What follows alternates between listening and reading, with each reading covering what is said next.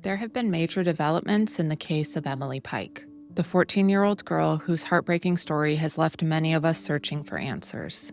Hello, I'm Amanda, and this is Their Voice Matters, where we dig into true crime stories with clarity and care, and give a voice to those who can no longer speak for themselves.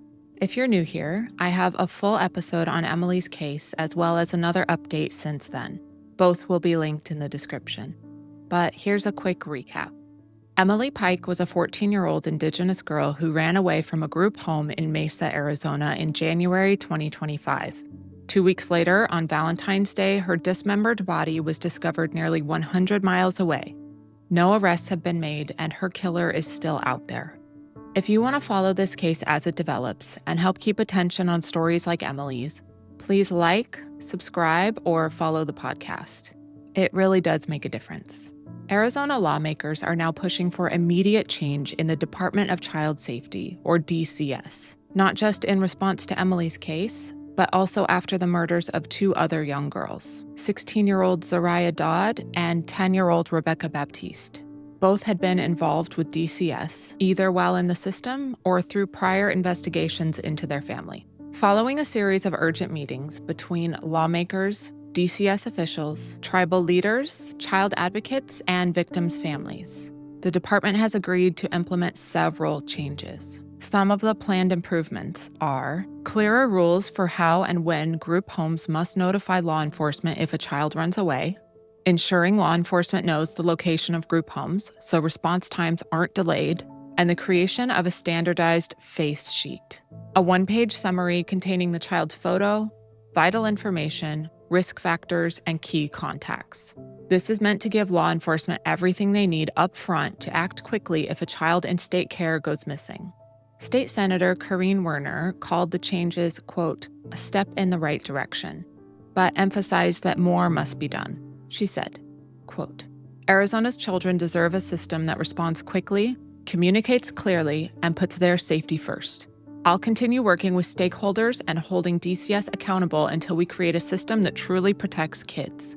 I'm especially grateful to the families, tribal leaders, and law enforcement officials who continue raising their voices. Their input is driving real change, and together we can make it last. While lawmakers and advocates push for systemic changes, Emily's family is also seeking justice in court. The company that operated the group home that Emily ran away from. The lawsuit accuses the group home of negligence and negligent hiring and retention. It also states, quote, at all relevant times, defendant Sacred Journey, Inc.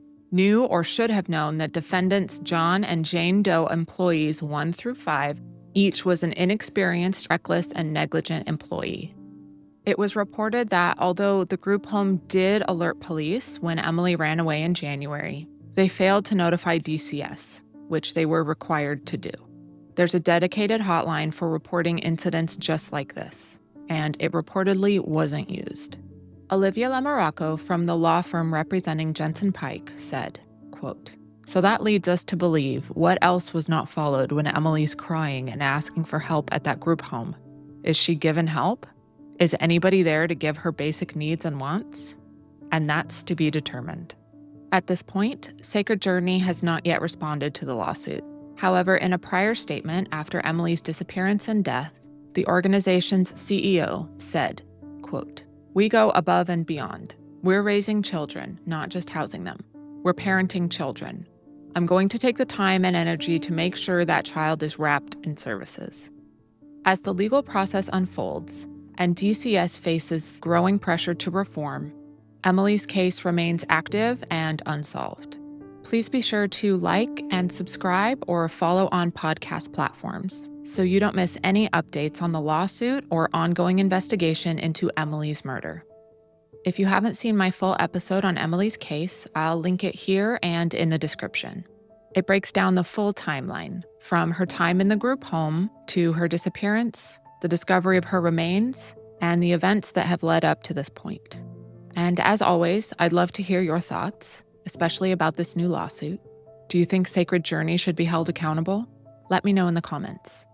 Emily's story matters, and the more we talk about it, the harder it is to ignore. Thanks for being here, thanks for caring, and I'll see you in the next episode.